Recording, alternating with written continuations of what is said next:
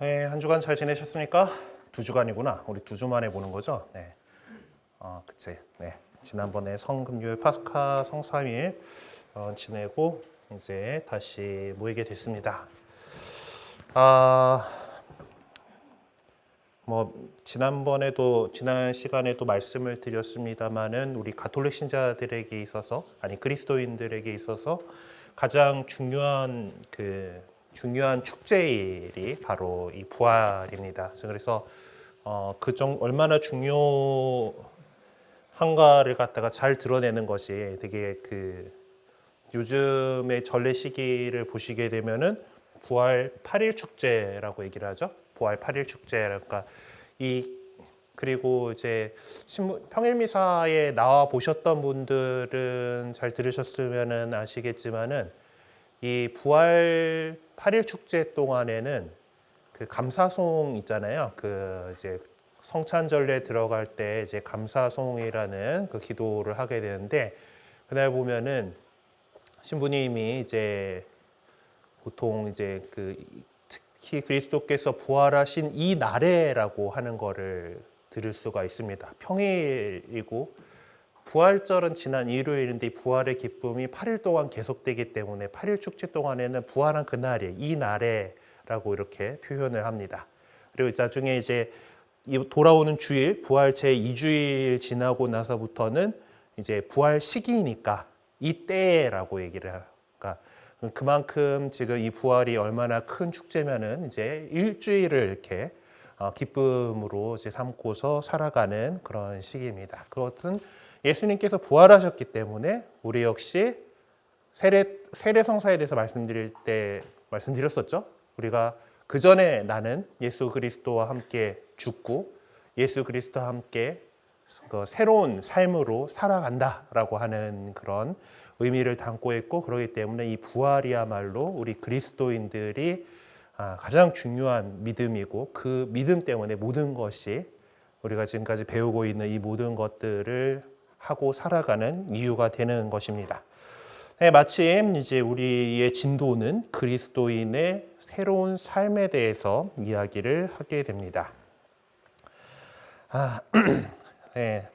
지난 시간에 어떤 기도하는 법, 우리가 기도하는 사람이다라고 하는 것에 대해서 이야기를 했었고 이번 시간에는 이제 우리가 어떻게 살아갈 것인가, 예수님의 부활로서 십자가 부활로서 우리가 이제 구원받은 사람이 되어서 그렇다면 우리는 어떻게 살아갈 것인가에 대한 이야기를 같이 해보려고 합니다. 이 시간 시작하면서 성령님께서 우리와 함께 주기를 청하면서 일을 시작하며 바치는 기도 함께 하겠습니다. 성부와 성자와 성령의 이름으로 아멘. 오소서 성령님, 저희 마음을 성령으로 가득 채우시어 저희 안에 사랑의 불이 타오르게 하소서. 주님의 성령을 보내소서. 저희가 새로워지리이다. 또한 온 누리가 새롭게 되리이다. 기도합시다. 하느님, 성령의 빛으로 저희 마음을 이끄시어 바르게 생각하고 언제나 성령의 위로를 받아 누리게 하소서. 우리 주 그리스도를 통하여 비나이다. 아멘. 성부와 성자와 성령의 이름으로 아멘. 네, 오늘 19가 그리스도인의 새로운 삶을 같이 배워보도록 하겠습니다. 네, 오늘 제시되어 있는 성경 말씀은 시편이 우리에게 주어져 있네요. 같이 잘 들어보겠습니다. 주님의 가르침은 완전하여 생기를 돋게 하고 주님의 법은 참되어 어수룩한 이들을 슬기롭게 하네. 주님의 규정은 올바라서 마음을 기쁘게 하고 주님의 계명은 맑아서 눈에 빛을 주네.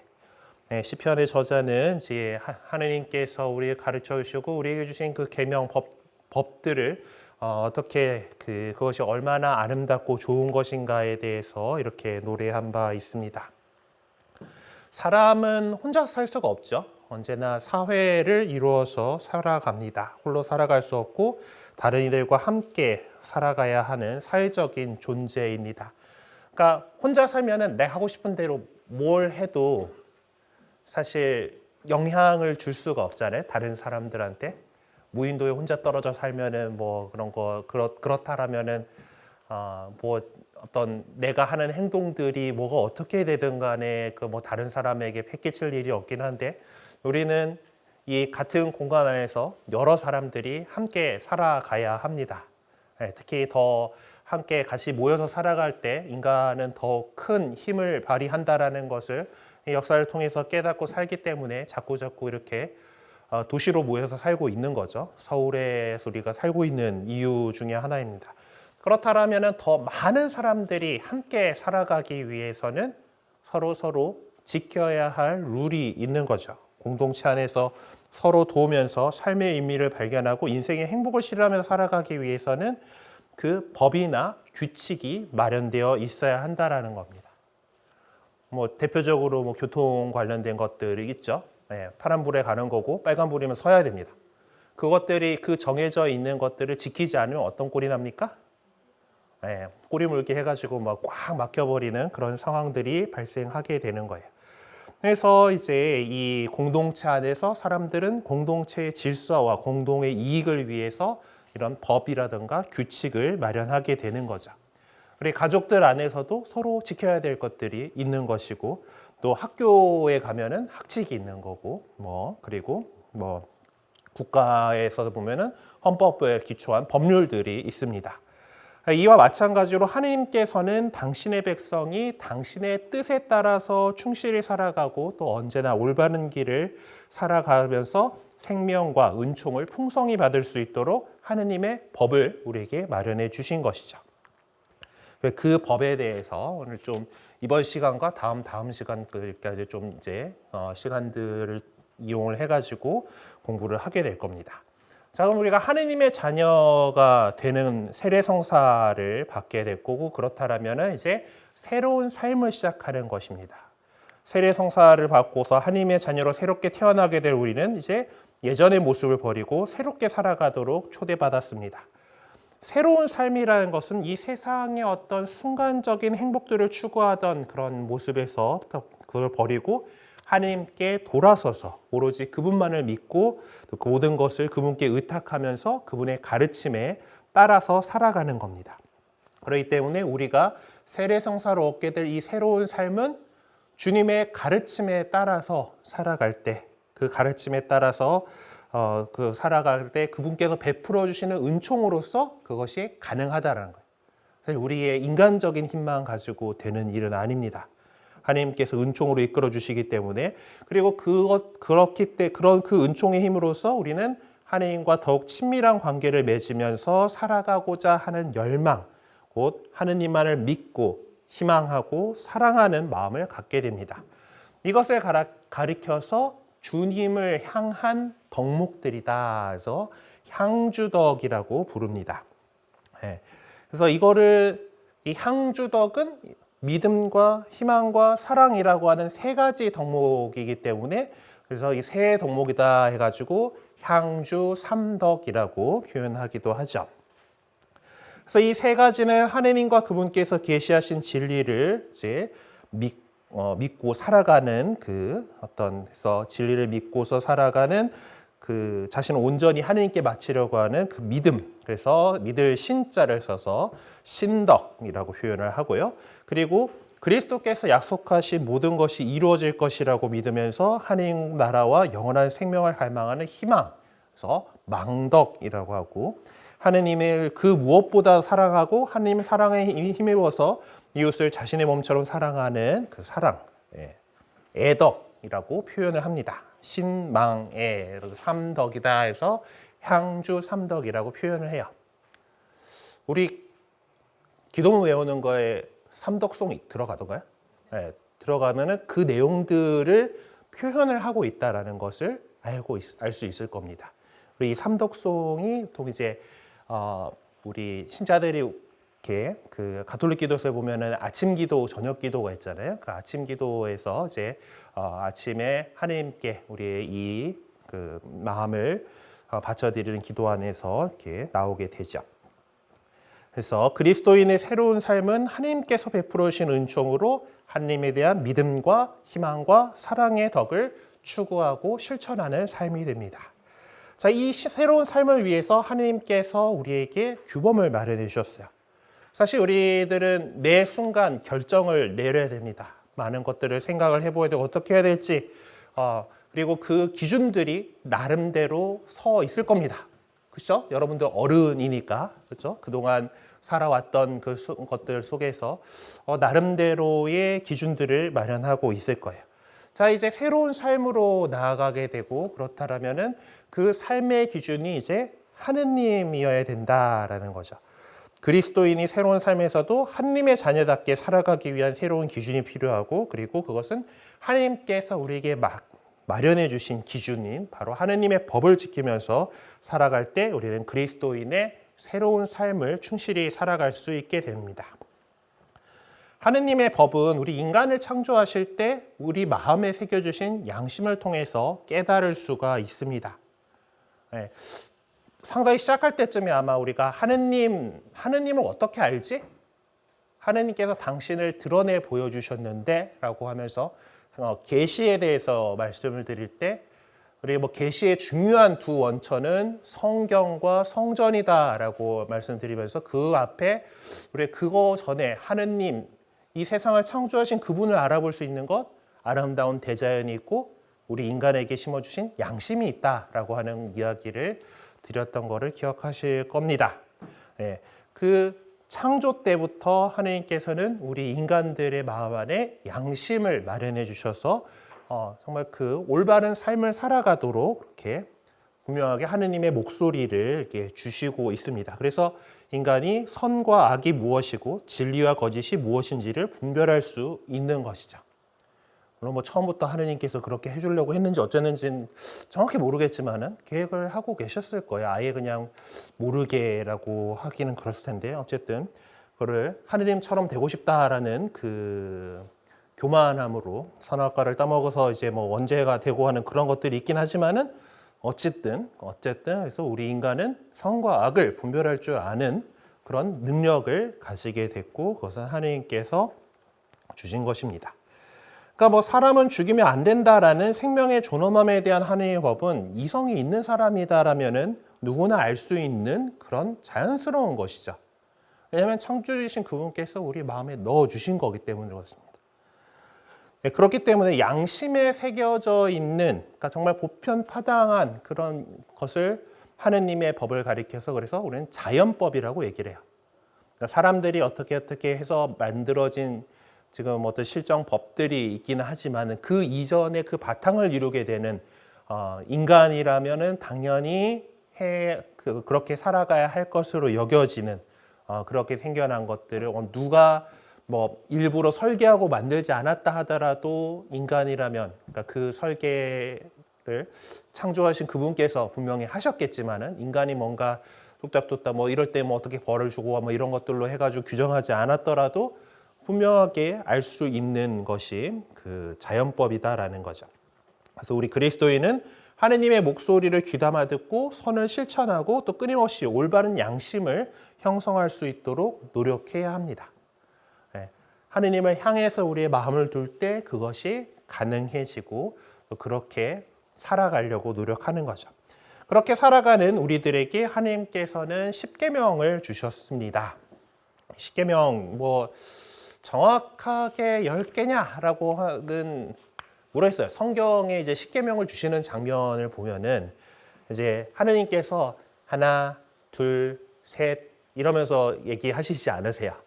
해라, 하지 마라, 해라, 해라 이런 것들을 쭉 이렇게 말씀을 하시는데 사람들이 나중에 그것을 10가지로 분류를 하게 됩니다.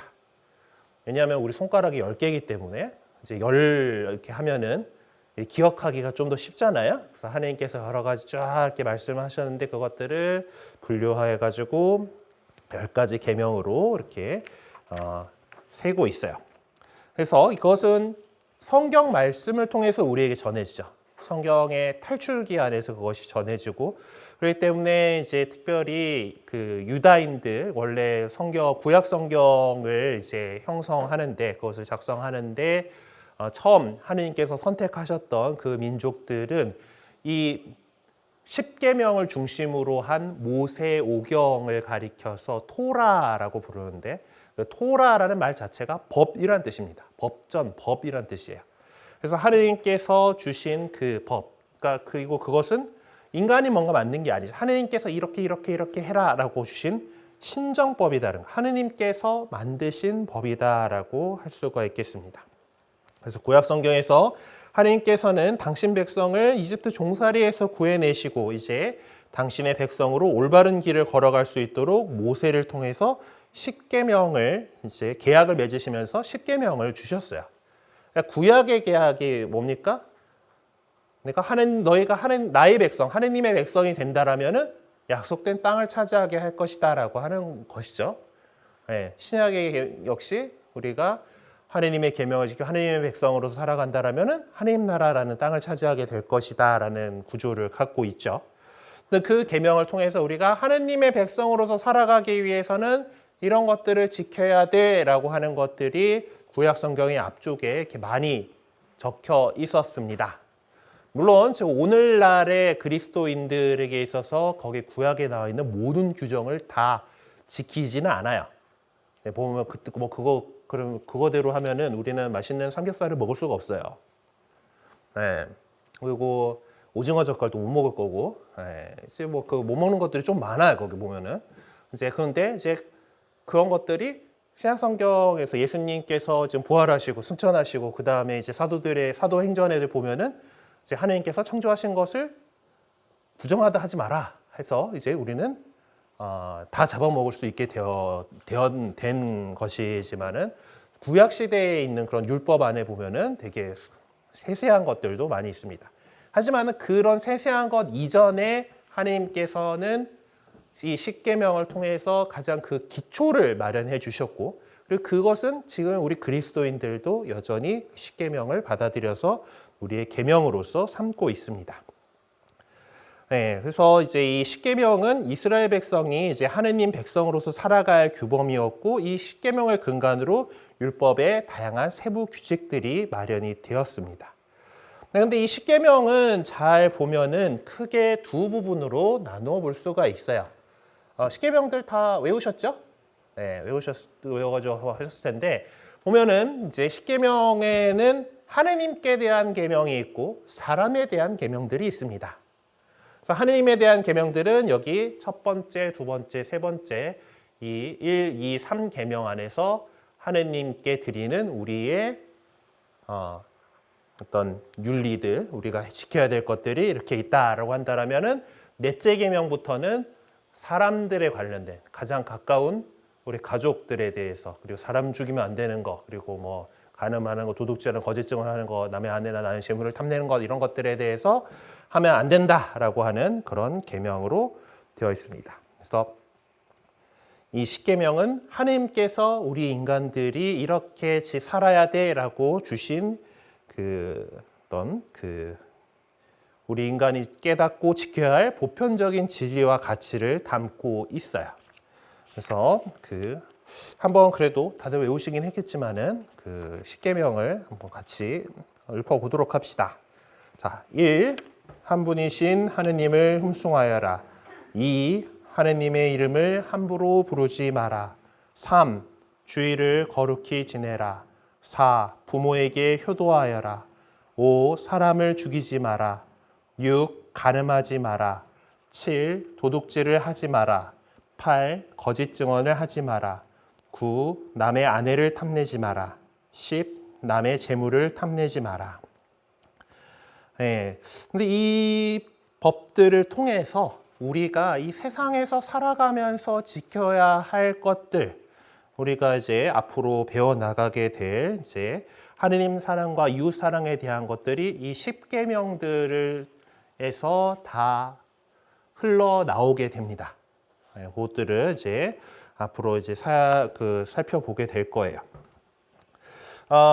그리고 뭐 좀 이 십계명의 분류를 여러분들 가운데에서 개신교 전통에 있다가 오신 분들은 넘버링이 좀 다른 것 같은데라고 느끼실 수 있습니다.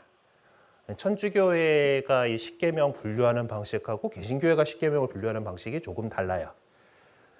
그래서 개신교 쪽에서는 이 한 분이신 하느님을 흠숭하여라라고 하는 저 계명을 갖다가 1계명과 2계명으로 분류를 합니다. 그래서 저기 이제 우상을 만들지 마라라고 하는 계명을 갖다가 2계명으로 하고 이렇게 하나씩 밀리고 저 밑에 이제 9번, 10번 이제 남의 아내를 탐내지 마라는 표현이 빠지고 그냥 남의 재물을 탐내지 마라가 돼요. 개신교 쪽의 분류는 그렇겠는데 천주교 쪽의 분류에서는 우상을 만들거나 섬기지 마라라고 하는 것은 결국 한 분이신 하느님을 흠숭하여라라는 거 안에 다 들어간다라고 보는 겁니다. 그리고 재물과 아내는 분명히 또 구분을 해야 될. 옛날 사람들은 뭐 그래요, 아내를 재산처럼 여겼다라고도 할 수도 있긴 하겠지만은 아니잖아요, 사실. 재산 정도로 볼 수 있는 게 아니기 때문에. 하여튼 그리고 어떤 이제 뭐 6계명에서 간음하지 마라라고 하는 계명에서 정결에 대한 이야기들을 분명 다 할 수 있긴 하겠지만은 9계명으로서 저 남의 아내를 탐내지 마라라고 하는 계명을 따로 둠으로써 이제 더 이제 그 어떤 가정을 지키고 또 어떤 사람들 사이에서 이제 정결의 덕에 대해서 더 이야기를 할 수 있게 된다라고 생각해 왔던 것 같아요.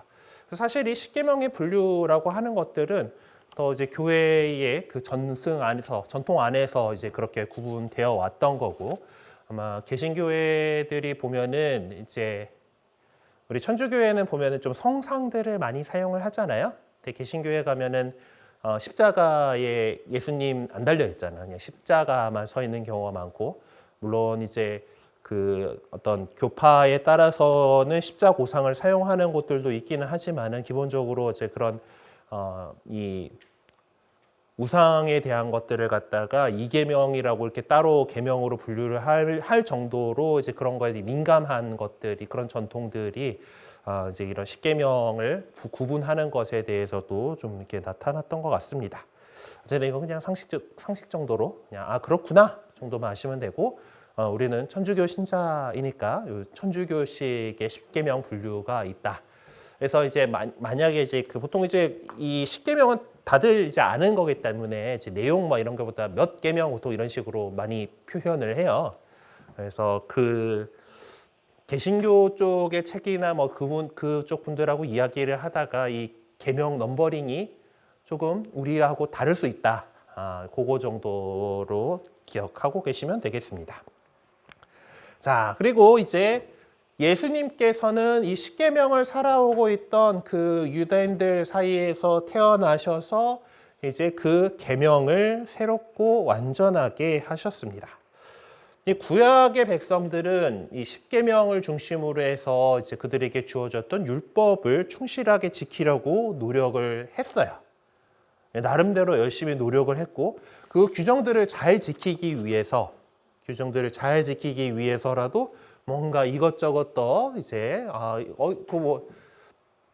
주일을 거룩하게 지내라. 뭐 우리는 그리스도인이라서 주일을 하지만 그들에게 있어서 유대인들에게서는 안식일을 거룩히 지내라라고 하는 계명이 있습니다. 안식일에는 죄송합니다. 안식일에는 쉬어야 되기 때문에 일을 하면 안 된다라고 이렇게 분명히 또 이제 구약 성경에 보면 그런 내용들이 있어요. 그래서 안식일에 막 일을 하면은 이제 그 백성에서 잘려 나가야 되고, 그래서 막 이제 사형에 처하고 뭐 이제 이런 것들이 구약 성경에는 나와 있습니다. 근데 이제 그것들을 잘 지켜야 되는 건 어디까지가 일하는 거고 어디까지가 일 안 하는 거니라고 하는 거가 나오게 되죠. 그래서 이제 그 율법학자들이 이제 이런 것들을 애매하니까 정해줍니다. 그래서 불 피우면 안 되고요. 뭐 몇 발자국 이상 얼마 이상 걸어가면 안 되고요. 뭐 수확하는 거 안 되고요. 뭐 이제 뭐 이런 것들이 다 여러 가지 이제 그 규정들이 있었어요. 근데 이제 그것들을 하다 보니까 이거를 철저하게 지켜야겠어라고 하는 거에 너무 몰두하게 되어 버렸던 거죠. 그래서 구약의 백성들이 이제 이 율법의 참된 의미, 하느님께서 법을 정해주신 것에 대한 그 참된 의미를 깨닫지 못한 채로 법규 자체에만 이렇게 얽매여서 살아갔던 겁니다. 그래서 구약을 완성하러 오신 예수님께서는 이 십계명에 담겨 있는 하느님의 사랑의 본질적인 의미를 밝혀주시면서 율법을 완성하셨어요. 네.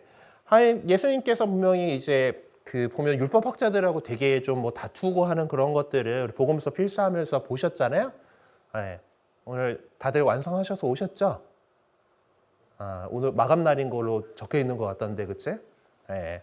어쨌든 우리 그 복음서를 한번 다 필사를 해보셨잖아요. 보면은 율법학자들하고 예수님하고 별로 사이가 안 좋아. 예수님께서 율법에 그 하지 말라는 것들 막 이렇게 하고 이제 예를 들어서 예수님하고 제자들이 이렇게 지나가고 그 길을 가고 있었는데 안식일 날이었어요. 근데 이 제자들이 걸어다니고 있다 보니까 배가 고프단 말이야. 밀밭을 지나가다가 쓱 이제 요즘처럼 이제 절도나 이런 것들에 대해서 심각하진 않으니까 적당히 이제 쓱 이삭 쓱 이제 쥐어가지고 조물조물 이렇게 해서 먹었단 말이야.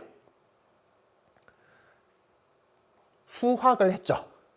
하베스팅을 했어. 일을 했어. 안식일에 일을 하다니 하면서 율법학자들이 막 뭐라 그럽니다. 이제 이런 식으로 이제 워낙 규정에만 얽매여 있다 보니까 이제 예수님께서 그런 거 아니고 옛날 사람들한테는 너네가 어떻게 들었지만은 하면서 또 그 얘기들을 하시고 어떤 그 율법 규정에서 자유로운 모습들 그리고 실제 그 정신에 대해서 말씀을 하십니다. 그러다 보니까 사람들이 또 착각하죠. 예수님께서 이제 내가 율법이나 예언서를 폐지하러 온 줄로 생각하지 마라. 폐지하러 온 것이 아니라 완성하러 왔다라고 이렇게 분명하게 말씀하십니다. 그래서 예수님께서 사실 이 십계명에 담겨 있는 하느님의 어떤 그 사랑, 하느님을 사랑하고 이웃을 사랑한다라는 그 본질에 대해서 더 강조하셨고, 그렇기 때문에 당신의 제자들에게 어떤 규정만 지키는 그런 것이 아니라 그 이상을 살아가라라고 말씀하셨던 것이죠. 자, 그렇기 때문에 그 가장 중요한 율법에서 가장 중요한 것이 무엇이냐라고 하는 보면은 복음서들 여러 가지를 보면은 그 예수님한테 이 율법학자들이 예수님을 시험하려고 와서 그걸 물어보기도 하고 예수님께서 오히려 그 율법학자한테 너 어떻게 배웠니? 라고 물어보면서 이제 이게 나와요. 그러니까 사실 율법학자들도 이 두 계명이 가장 중요한 계명이다라는 것을 알고 있었던 건데 바로 그것은 내 마음을 다하고 내 목숨을 다하고 내 정신을 다하여 주 너희 하느님을 사랑해야 한다라고 하는 하느님 사랑에 대한 계명과 그리고 내 이웃을 너 자신처럼 사랑해야 된다. 사랑해야 한다라고 하는 그래서 온 율법과 예언서의 정신이 이 두 계명에 달려 있다라고 예수님께서 말씀하셨습니다. 아까 십계명 하느님 사랑과 이웃 사랑이라고 돼 있죠? 네. 그러니까 그만큼 그것이 이 하느님을 사랑하는 것, 이웃을 사랑하는 것, 이 두 계명이 바로 온 율법서, 예언서의 핵심 정신이다라고 하는 거예요. 그리고 거기에다가 이제 예수님께서 새 계명을 제자들에게 주십니다. 예, 내가 너에게 새 계명을 준다. 서로 사랑하여라. 서로 사랑하여라라고 하는 계명을 우리에게 더 주신 거예요. 그리고 그거 어떻게 사랑하냐면 내가 너희를 사랑한 것처럼 너희도 서로 사랑하여라 라고 하는 그 사랑의 계명을 우리에게 주셨습니다. 근데 사실 엄청난 거죠. 예수님께서 우리를 사랑하신 것처럼 우리도 서로 사랑하여라. 당신 스스로를 피 흘려서 제물로 바치면서까지 생명을 바쳐서까지 우리를 사랑하셨던 그 사랑을 우리도 그렇게 사랑하라라고 하시는 거예요. 네, 그것은 다 예수님께서 또 예수님께서 보내주신 성령께서 도와주시기 때문에 그 은총으로 가능합니다. 네, 우리들이 비록 우리의 힘만 갖고는 부족하지만은 그렇게 살아갈 수 있도록 예수님께서 직접 그 사랑을 보여주셨고 그 사랑이 담겨 있는 것이 우리가 이제 세례를 받고 나서 모시게 될 성체 성사인 거예요. 그래서 당신께서 그 사랑으로 바쳐주시는 그것을 기억하여 이를 행하여라라고 최후의 만찬에서 그것을 보여주셨고 그리고 실제로 그 잡혀가셔서 십자가에 못 박혀 돌아가시고 그 죽음으로써 그 십자가 제사를 통해서 우리의 죄값을 다 치러주시고 우리를 깨끗이 하셨다라고 하는 그것에서 이제 우리가 구원받게 되고 그 사랑을 또 우리도 다른 사람들에게 나누어 주려고 하는 것입니다. 그 하느님을 사랑하고 인간을 사랑하신 예수 그리스도께서 당신 삶 전부를 통해서 새로운 계명을 보여주신 것이고 완성하신 것이죠. 그것을 기념한 시기가 바로 지난 주간, 성주간의 그 파스카 성삼일이 바로 이 놀라운 신비를 기억하는 날입니다. 그렇기 때문에 우리 그리스도교의 여러 축제들 가운데서 가장 으뜸을 자리하는 것이 이 파스카 성삼일이에요.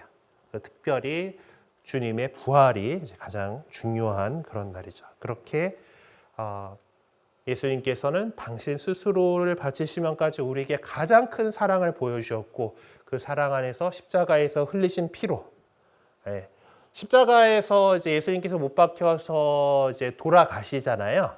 근데 그 다음 날이 이제 안식일 날이기 때문에 시신을 갖다가 그대로 매달아 두면 안 되니까 시신을 내려야 되고, 그래서 사실 이제 십자가형은 더 오랫동안 이렇게 고통받으면서 서서히 죽어가는 형벌인데, 그런 뭐 그 여러 가지 이유를 통해서 빨리 좀 그 끝을 보기 위해서 다리를 꺾어버려요. 그래서 남은 두 이제 양쪽에 달려있던 사람들은 숨이 붙어 있어가지고 그랬는지 이제 몽둥이로 내리쳐가지고 이제 그 다리가 버틸 수 없으면 이제 매달려가지고 지식사 금방 하거든요. 이제 그렇게 해가지고 숨을 끊었는데 예수님한테 가보니까 뭐 이미 죽었네. 제대로 죽었는지 확인하기 위해서 병사가 창으로 콕 찔렀다라고 요한복음이 전해주고 있는데 그 안에서 물과 피와 물이 흘러나왔다라고 이런 증언을 하고 있고, 그 증언에 따라서 예수님의 이 가슴, 이 찔린 그 심장에서 흘러나온 피와 물이 바로 세례성사와 성체성사다라고 교회는 받아들이고 있습니다. 십자가에서 그 희생되신 그분에게서 나온 그 물로서 이제 우리는 세례성사로 하나님의 자녀로 새로 태어나게 될 것이고, 그분께서 십자가에서 바치신 제사를 기념하여 행하는 성체성사로 우리는 양육될 것입니다. 힘을 얻고서, 그리고 그분의 그 사랑, 그분께서 하신 그 사랑을 살아갈 수 있게 될 거예요. 그렇게 하기 위해서 십계명으로 대표되는 하느님 사랑과 이웃 사랑의 계명들을 우리가 잘 기억하고 그렇게 살아갈 수 있도록 노력해야 하는 것입니다. 자, 교리 상식이 나와 있네요. 교회법은 무엇인가요? 라고 하는 것이 처음 나와 있는데, 자, 뭐 이제 그래요. 십계명만 주셨으면 그걸로 살아가면 되지 왜 또 뭔가를 만드나? 라고 생각할 수가 있겠죠. 예수님 시대에도 뭐 저 바리사이들이 이제 그 규정을 잘 지키기 위해 가지고 이 규정 저 규정 만들어 가지고 이제 그 정신은 혼란 까먹고 이제 뭐 그런데 그렇지만은 교회라고 하는 조직 역시 또 하나의 사회로서 큰 조직이죠. 가톨릭 교회는 그 뭐래더라 이제 이 세상에서 가장 큰 어떤 정신적 동일감을 가지고 있는 뭐 그런 이제 단체라고 얘기를 해요. 이제 전 세계에 쓰였는데 뭐 어떤 그것처럼 이제 우리 교회에는 예수님께서 맡겨주신 사명이 있죠. 이제 가서 모든 백성을 제자로 삼아서 아버지와 아들과 성령의 이름으로 세례를 주고 내가 너에게 가르쳐서 지키게 한 모든 계명을 이제 지키게 하여라라고 이렇게 세상 끝까지 복음을 전하고 복음을 살아갈 수 있고, 그래서 하나님 나라를 건설하려고 하는 사명이 우리에게 맡겨져 있습니다.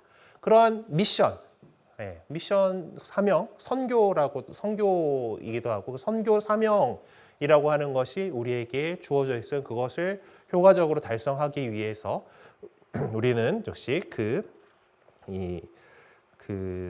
여러 가지 조직을 갖추고 있고, 그리고 거기에 대해서 어떤 규정을 할 필요가 있었던 거예요. 그래서 그런 제도상의 권위와 법적 체계를 갖추고 있어요. 그래서 그걸 갖다가 우리 교회의 법이다. 그래서 교회법이라고 얘기를 합니다. 뭐 두툼한 책으로 되어 있고, 이제 이 교회법전을 갖다가 뭐 여러분들이 뭐 다 저거를 알고 뭐 이렇게 해야 될 필요는 없습니다. 물론 법 쪽에 좀 관심이 있고 그러시면은 공부를 하실 수도 있고, 뭐 한국어 번역판 같은 것들이 이제 굿뉴스 서비스를 통해서 제공이 되고 있어요. 네. 근데 보면은 이제 교회법은 그 이제 보편교회법이죠. 보편교회법은 법조문들은 명확해야 한다라는 그런 것들이 있어가지고 기본 언어는 라틴어입니다. 이쪽에 라틴어로 적혀 있고 그리고 반대쪽 이쪽에는 한국어로 번역을 해놨어요. 그래서 기본적인 그거는 이제 라틴어고 이제 교회법 공부를 할 그 심도 있게 하려면은 라틴어를 잘해야 되더라고. 신부님들 중에서 뭐 이제 그 교회법 대학원이 있어요. 저기 우리 그 가톨릭 대학교 안에 교회법 대학원이 있는데 이제 그런데 이제 거기 가시는 신부님들 가서 또 이제 오랜만에 라틴어를 좀 빡세게 하려고 하니까 이제 쉽지 않다라는 얘기들을 들었는데 저에겐 다행히 그런데 가라고 하질 않으셔가지고 감사하게도 네, 그냥 살고 있습니다. 어쨌든. 이런 그 법률이 마련이 되어 있고요. 이거는 상당히 오래됐어요. 그러니까 그 근대 법전, 근대적인 어떤 법전의 기초를 이제 나폴레옹 법전을 많이 얘기를 합니다. 물론 그 전에 고대 로마에서 로마법들도 있긴 있었지만은 그 나폴레옹 법전이 나오기 전에서부터 교회는 나름대로의 교회 법전들을 갖추고 있었어요. 그래서 로마법에서 많이 이제 그 근거했던 것들도 있기는 하고 이제 그런 거기 때문에 어떤 법률의 어떤 역사 안에서 교회법이 갖고 있는 어떤 그 위치가 분명히 있습니다. 그리고 우리나라는 이제 그 세속의 법이 이제 법률로서 이제 그 뭔가 헌법을 기초로 해가지고 이것들이 짝짝짝짝 이제 그 법률들이 지정이 되어 있고 하는 그런데 영국 같은 나라는 보면 관습법 제도라고 보통 얘기를 하잖아요. 거기는 어떤 판례들이 쌓여가지고 법률이 형태로 이렇게 나온다고 하는데 이제 그런 이제 그리스도교 문화권 같은 경우는 어떤 교회법이 어떤 그런 나라의 법들의 어떤 중요한 근간이 되는 부분들도 있습니다. 그러니까 교회법이 그 근간이 되는 것들이 많은 그 제도 중에 하나가 이제 혼인 관련된 것들이 교회법의 그 내용들이 그대로 사회법으로 들어온 것들이 많이 있어요. 그러니까 일부 일처제라든가 이제 이런 것들이 중혼에 대해서 금지한다든가 이런 것들이 이제 교회법의 흔적이다라고 할 수가 있죠. 하여튼 이제 물론 이제 우리 인간의 그 법에 대한 감정이 그렇게 좋은 것은 아니기 때문에 이제 뭔가 교회법으로 이렇게 된다라고 하는 것이 규정된다라고 하는 것이 약간 좀 뭐 이런 것도 있어 막 이렇게 느껴질 수도 있긴 하지만은 지금까지 말씀드렸던 것은 계명이라든가 법률이라든가 하는 것들의 것은 무엇입니까? 우리 인간들이 잘 살아가기 위해서 도와주는 것입니다. 교회법에서도 가장 이제 그 교회법이 밝히고 있는 가장 궁극적인 이 교회법의 목적이 뭐냐라고 했을 때 영혼의 구원이다라고 얘기해요. 그러니까 뭐 거기서 이것들이 뭐 보면은 되게 뭐 형벌도 있고 막 그래요. 교회법에도 형벌이 있습니다. 이제 그런 것들이 막 이렇게 다 있고 한데 그것들이 목표로 하는 바가 뭐냐? 가장 중요한 것은 영혼의 구원이다. 라고 하는 그것을 있고 그렇게 마련되어 있는 교회법이기 때문에 우리 모든 신자들은 존경과 사랑으로 교회법을 지킬 의무가 있습니다.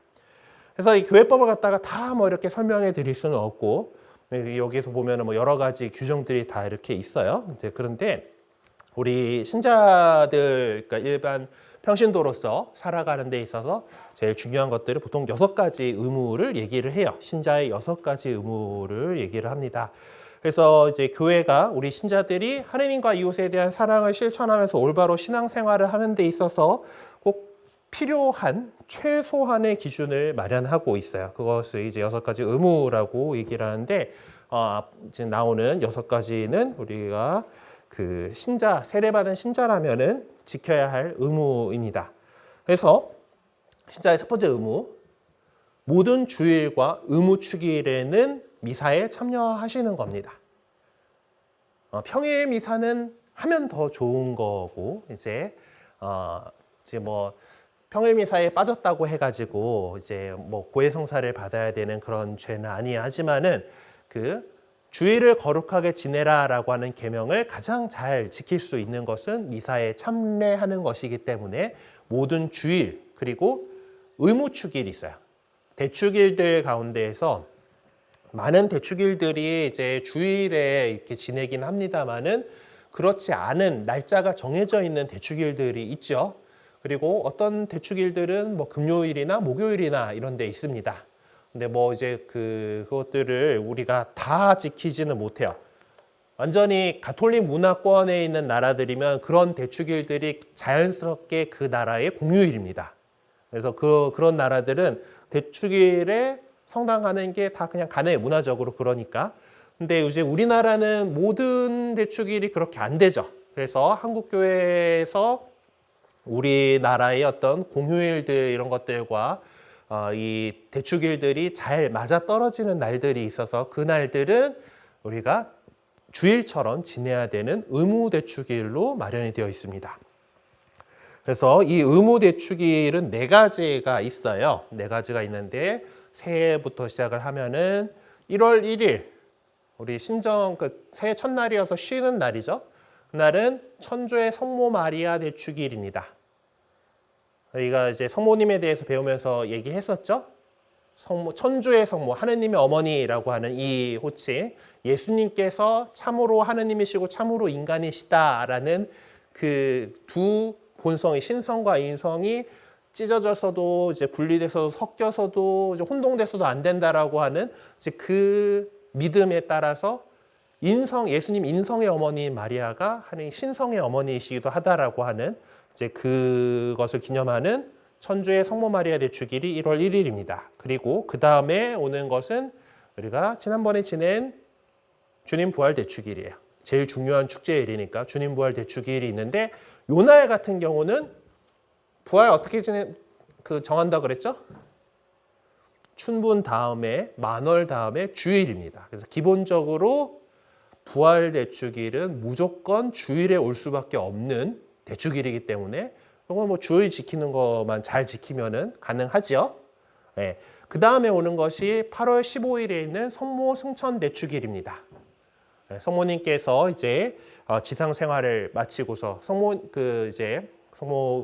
교리를 다시 한번 좀 기억을 해보면은 예수님을 하느님 참으로 하느님이신 그분을 잉태를 하셔야 되잖아.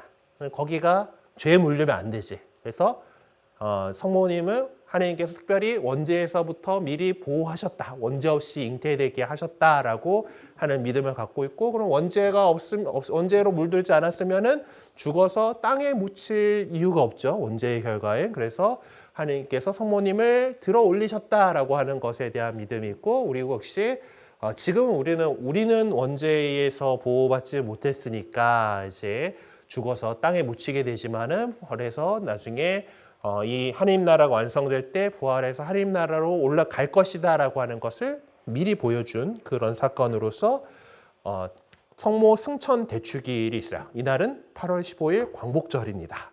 그렇기 때문에 공휴일이죠. 빨간 날이어서 우리는 성당에 갈 수가 있어요. 그래서 이날도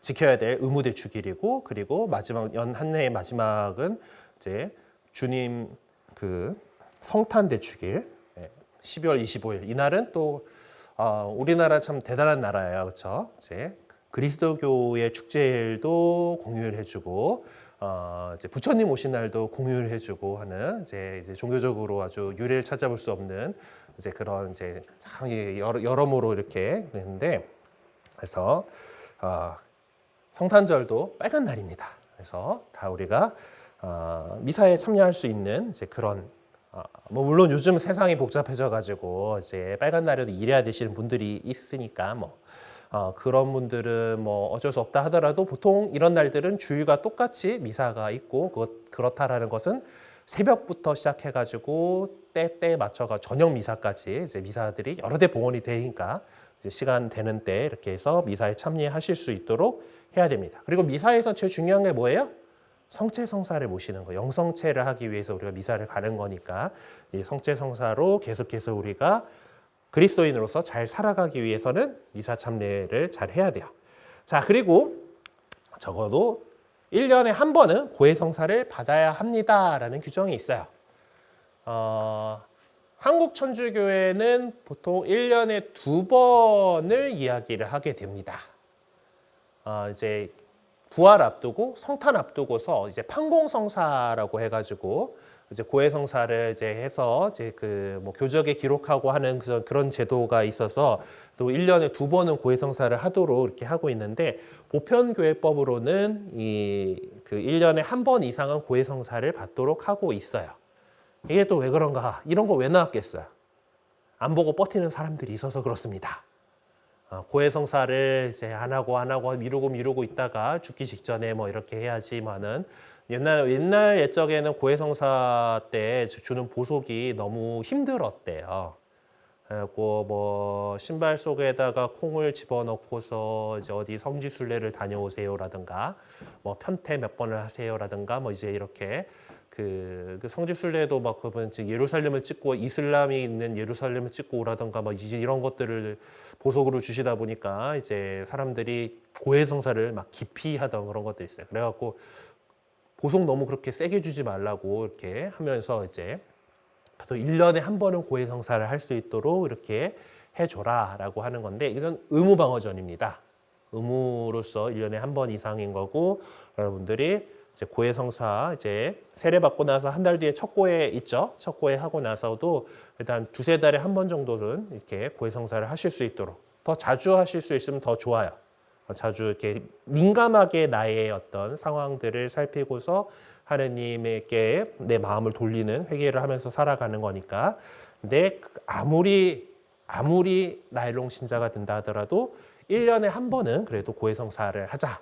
그리고 우리 한국천주교에서는 그래도 성탄 앞두고 부활 앞두고 이렇게 중요한 대축일 앞에는 우리가 좀 고해성사를 통해서 마음의 준비를 해야 되지 않겠니? 라고 해서 판공성사가 봄판공, 가을판공 이렇게 나오는 거니까 이제 그것들을 이렇게 좀 잘 이용을 하셨으면 좋겠습니다.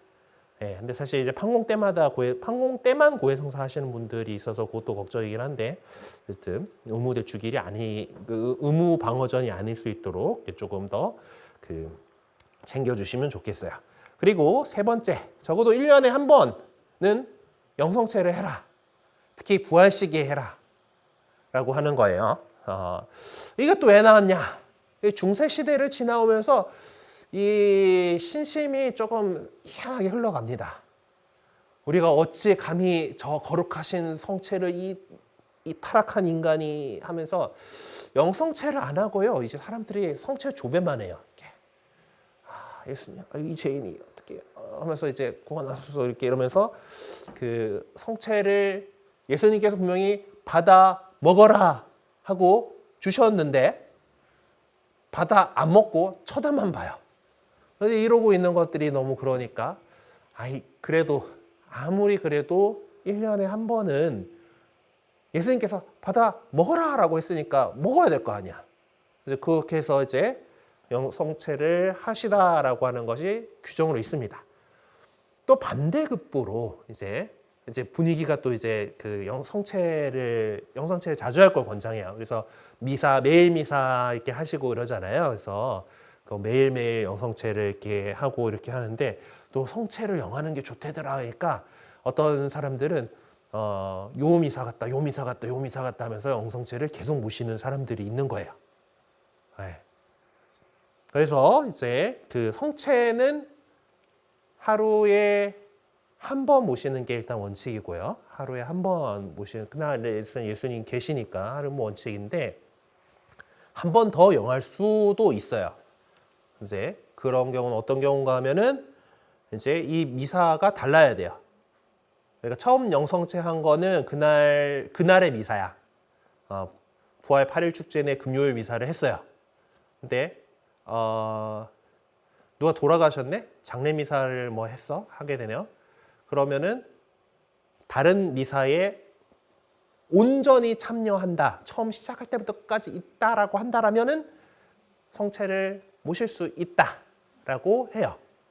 그래서 최대 2번인 거죠. 이제 그래서 그런 규정도 있긴 있는데, 너무 과도한 것들은 좋지 않다라는 거예요. 그래서 영성체를 자주 하시긴 하되 하루에 막 몇 번씩 하실 건 아니다라는 거, 그것만 기억해 주시면 되겠고, 그리고 안 하게 되더라도 아무리 나일론 신자가 됐다 하더라도 그래도 예수님께서 우리를 위해서 받아 먹으라고 주신 당신의 몸인데 또 1년에 한 번이라도는 받아 먹어야지 우리 영혼의 양식이 될 거 아닙니까?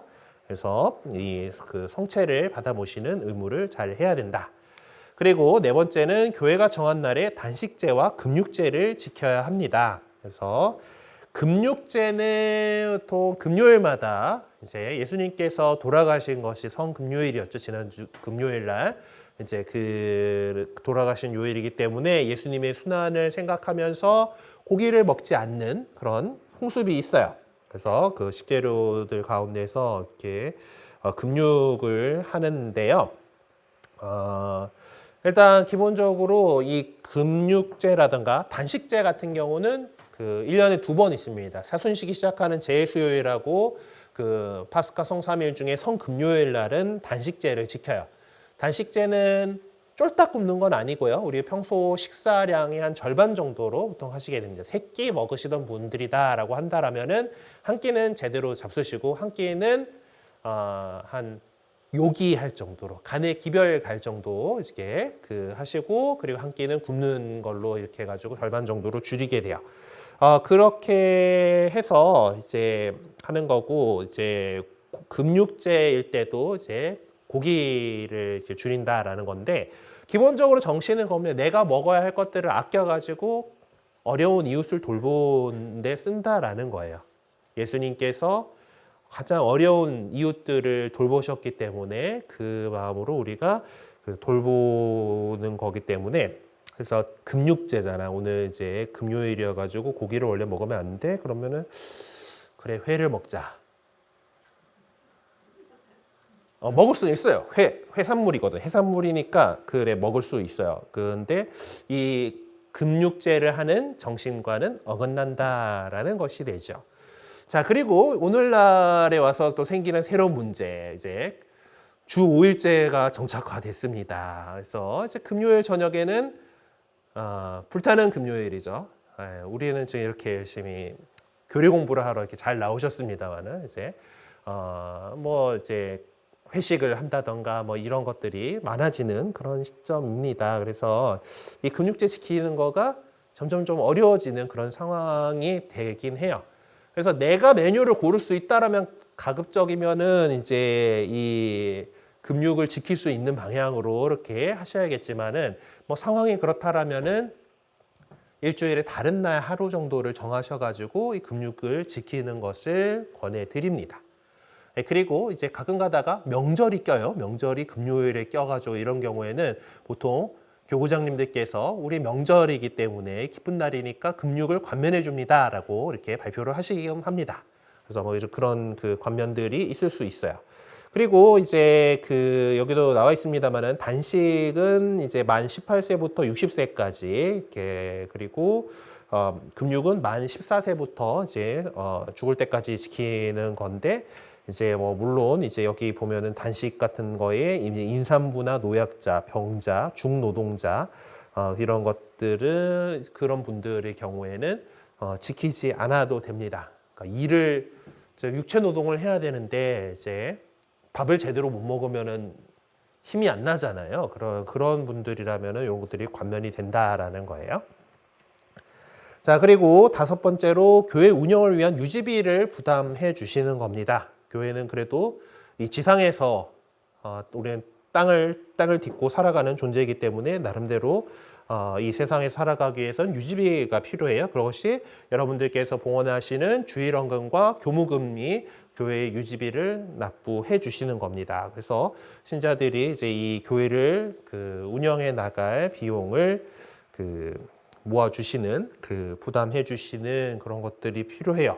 그래서 이것은 구약 성경에 보면은 사제 계급이 레위 지파들에게 주어졌잖아요. 레위 지파들은 자기 땅을 받지 못했어요. 대신에 다른 지파들이 소출의 10분의 1을 레위 지파에게 이렇게 줘가지고 그걸로 이제 살아갈 수 있도록 하는 것에서 출발을 했습니다. 그래서 보통 교무금 납부는 11조 정신으로라고 이렇게 표현들을 하는데 수입의 10분의 1을 다 교무금을 이렇게 하시라는 것까지는 아니고, 또 이제 교무금도 내셔야 되고 헌금도 내셔야 되고 여기저기 기부도 하시고 해야 되니까 이제 대략 이제 많이 권해드리는 것은 내 수입의 우리 집 수입의 30분의 1 정도를 교무금으로 책정해서 받쳐주시고 한 30분의 1 정도를 가지고서 주일헌금 내시고 또 한 30분의 1 정도 해가지고 뭐 여기저기 뭐 기부하시고 하는 것들을 이웃사랑을 이렇게 실천을 하시면은 딱 11조 정신을 잘 살아갈 수 있는 이제 그런 거가 되니까 이제 어쨌든 이제 교회 운영을 위한 유지비를 부담하는 그 의무가 있다라는 거예요. 그리고 혼인 성사 때도 뭐 이제 말씀드렸지만은 교회가 정한 혼인법을 잘 지켜야 할 의무가 있다라는 거. 그래서 그것들을 챙겨가지고 이렇게 잘 보셨으면 좋겠습니다. 어쨌든 그때도 말씀드렸지만은 혼인을 해야 될 상황이다라고 하면은 본당 사무실에 가셔가지고 이것저것들을 문의해 주시면은 필요한 사항들을 안내해 주니까 그냥 신자가 됐다라면 맘대로 결혼하고 그냥 땡이 아니다라는 거 교회법에 따라서 이 혼인 절차를 잘 지켜야 되는 것들이 있기 때문에 이제 그런 것들을 확인을 해 두셔야 된다라는 겁니다. 네, 오늘까지 했는데 혹시 질문 있으실까요?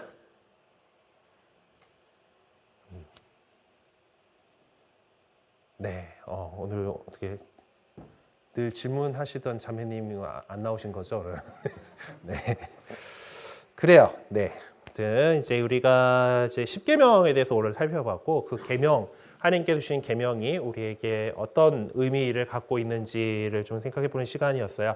다음 시간에는 이제 우리가 하나님께 드리는 우리의 계명들. 하나님과의 관계 그리고 그 다음에는 이제 이웃과의 관계들에서 이제 생각해 봐야 될 문제들을 조금 더 자세하게 들여다보도록 하겠습니다. 네, 이 시간 마치면서 성모님께 우리 보호해 주시고 지켜주시기를 청하면서 일을 마치고 바치는 기도 함께 하겠습니다. 성부와 성자와 성령의 이름으로 아멘. 천주의 성모님 당신의 보호에 저희를 맡기오니 어려울 때에 저희의 간절한 기도를 외면하지 마시고 항상 모든 위험에서 저희를 구하소서. 영화롭고 복되신 동정녀시여 성부와 성자와 성령의 이름으로 아멘. 수고하셨습니다.